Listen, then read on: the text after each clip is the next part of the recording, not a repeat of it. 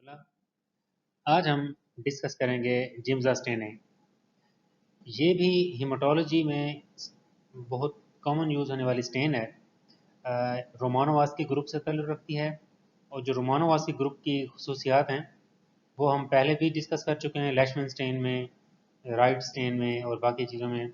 जिम्जा भी उसी ग्रुप से ताल्लुक़ रखती है और उसकी क्या क्या खसूसियात हैं आगे चल के देखते हैं। दूसरा इसका अहम खसूसियत ये है कि इसको हम कम्बिनेशन में भी यूज़ कर सकते हैं एक और स्टेन के साथ, और इसको हम सेपरेटली भी यूज़ कर सकते हैं।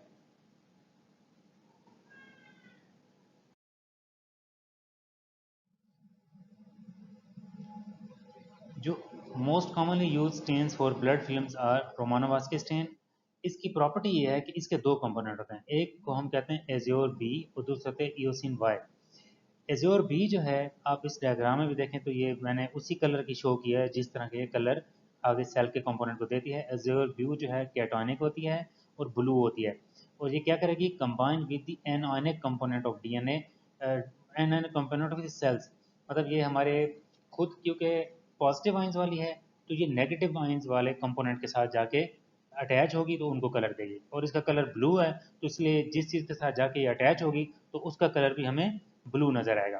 तो ये बात समझ रहे हैं। ईओसिन वाई जो है ये पिंक होती है, एनॉनिक होती है, combine with the cationic component of the cells. इसमें प्रोटीन्स हैं और बाकी साइटोप्लाज्मिक कंपोनेंट्स आ जाते हैं। सिंपल याद रखें, जो हमारे डीएनए या आरएनए है ये हमें ब्लू नज़र आएंगे, और जो बाकी जो सेल्स हैं वो ज़्यादातर जो है वो हमें पिंक नज़र आते हैं। और कुछ इसमें ऐसे इंट्रैक्शन होते हैं जिसकी वजह से हमें डिफरेंट शेड्स भी मिल सकते हैं। Stand-stand interaction also occurs and give different shades. इसकी वजह से जो ईओसिन वाई है या एज़ोर बी है, इसका आपस में इंटरेक्शन भी होता है, तो उसकी वजह से हमें डिफरेंट शेड्स भी इसके मिलते हैं। pH of the staining mixture is extremely important. Alkaline pH favors basic dye staining. Optimum pH is 6.8. इसमें क्या होता है कि जो अल्कलाइन पीएच है, अगर हमारे स्टेन की पीएच प्रॉपर नहीं है, अल्कलाइन है, तो वो बेसिक डाई को ज़्यादा ओवरलैप करवा देगी, और मतलब जो हमारी पिंक कलर है वो उसका शेड और उसकी जो इंटेंसिटी है वो कम आएगी। इसके लिए जो ऑप्टिमम पीएच है ना वो 6.8 है।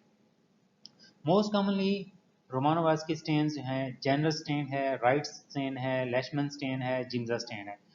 तो इसमें अगर आप देखें तो ये हमारा एक सेल का कंपोनेंट मैंने शो किया हुआ है, ये इसका न्यूक्लियस है, ये इसके साइटोप्लाज्मिक पार्ट्स हैं।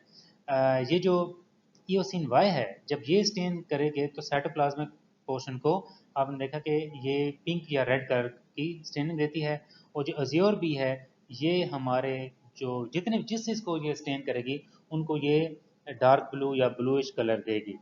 तो ये है रोमानोवास्की स्टेन्स का इंट्रोडक्शन, कि इसमें क्या क्या कंपोनेंट्स होते हैं और इसकी वर्किंग कैसे होती है, पीएच पीएच इसका कैसे इफेक्ट करती है।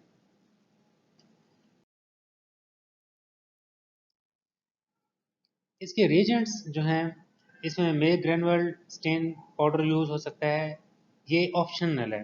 ठीक है, अगर हम इसको कम्बिनेशन में यूज़ करना चाहते हैं, May Grunwald stain powder high purity का लेते हैं 0.3 ग्राम, जिम्जा स्टेन पाउडर लेते हैं हाई प्योरिटी का 0.3 ग्राम, मिथानोल लेते हैं। इन दोनों को सेपरेटली हम प्रिपेयर करते हैं। कैसे? Mix Grunwald stain powder to 100 ml of methanol and dissolve Giemsa stain powder to 100 ml of methanol and dissolve in two separate flask. इसको हमने अलग सेपरेट फ्लास्क, अलग फ्लास्क में डिजॉल्व करना, इसको अलग। Warm both flask at 50 degree centigrade for 15 minutes, shaking at intervals. मुख्तलिफ हमने इंटरवल्स में हमने इसको शेक करते रहना है।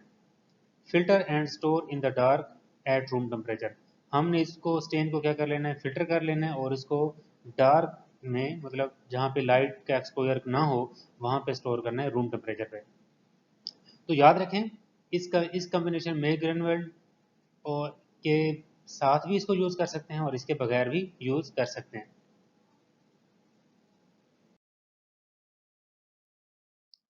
अब इसका प्रोसीजर जो है क्या है, fix the smear in the methanol for 5 to 10 minutes. इसकी स्टेनिंग में मिथानोल है, लेकिन इसको फिर भी हम सेपरेटली वो कर लेते हैं, फिक्स कर लेते हैं। Dip in granule stain jar diluted equal amount of water for 15 to 20 minutes. हम क्या करेंगे, इसको जो मेक ग्रेनुअल स्टेन वाला जार होगा उसको पहले हमने स्टेन को डाइल्यूट करना है। तकरीबन अगर हम 10 ml स्टेन ले रहे हैं तो 10 ml हम उसमें वाटर डालेंगे और उसको डाइल्यूट करके वर्किंग रिएजेंट हम तैयार कर लेंगे और उसमें हम डिप करेंगे 15 से 20 मिनट के लिए। Dip in Giemsa stain which is diluted 1:10 ratio for 10 to 15 minutes. अब इसमें क्या करेंगे, अगर हम फर्स्ट किया 1 ml जिम्सा स्टेन लेते हैं तो 9 ml उसमें वाटर डालेंगे, उसको डाइल्यूट करके वर्किंग रिएजेंट बनाएंगे और उसको हम स्टेनिंग के लिए यूज़ करेंगे। 10 से 15 मिनट हम इसको स्लाइड इसमें रखेंगे। Wash in 3 or 4 changes in buffer water. जो बफर है जो कि लैशमैन स्टेन में भी वो यूज़ होता है, और भी जो रोमन वास की स्टेन है उसमें ये यूज़ होता है, उसमें हमने 3 to 4 वॉशेस देनी है इसको और उसको हम clean under side of the slide and allow to dry. हमने स्लाइड को नीचे से साफ करना है अच्छी तरह और इसको ड्राई होने के लिए रख देना है। ठीक हो गया। और बाकी इसके अंदर जो चीज़ें हैं एरर्स क्या आ सकते हैं वो आगे चल के हम डिस्कस करते हैं। इसके अंदर जो पॉसिबल एरर्स हैं जो हमें नज़र आ सकते हैं, जो स्लाइड वैसे ही हैं जैसे लैशमैन स्टेन के अंदर होते हैं। हमें स्लाइड या जो हमारा स्मेयर है वो टू ब्लू, मतलब बहुत ज़्यादा ब्लू नज़र आ सकता है। उसमें क्या क्या होगा, incorrect preparation of stock, eosin concentration too low, stock stain expose to bright light, batch of the stain solution over use, impure dye, staining time too short, staining solution too acid, film too thick, at inadequate time in buffer solution। Too pink, जब बहुत ज़्यादा pink होगी तो incorrect proportion of एजोर, उसका जो proportion है वो ठीक नहीं हो सकता। Impure dyes, buffer pH too low, excessive washing in buffer. Pale staining, cold staining solution हो सकता है, over use staining solution, incorrect preparation of stock हो सकता है, इम्प्योर डाइज स्पेशली, और हाई एम्बिएंट टेम्परेचर की वजह से भी हमारी जो फिल्म है जो स्मेयर है वो पेल स्टेनिंग हो सकता है। Neutrophil granules not stained, insufficient azure भी, न्यूट्रोफिल ग्रेन्यूल्स डार्क ब्लू हो सकते हैं, एक्सेसिव एज्योर भी हो सकता है। अदर स्टेनिंग एनवायरमेंट्स जो आ सकते हैं, वेरियस कंटेमिनेटिंग डाइज और मेटल साल्ट्स आ सकते हैं इसमें। Stain deposit on film, stain solution left in uncovered jar, stain solution not filter. अगर हम उसको प्रॉपर फिल्टर नहीं करेंगे तो उसके कंपोनेंट्स उस पे आ सकते हैं। ब्लू बैकग्राउंड, इनएडिक्वेट फिक्सेशन और prolong storage before fixation, blood collected in heparin as anticoagulant. अगर हम एंटीकोगुलेंट एंड हेपरिन के अंदर हम ब्लड लेंगे तो भी उसका जो बैकग्राउंड है वो ब्लू हो सकता है।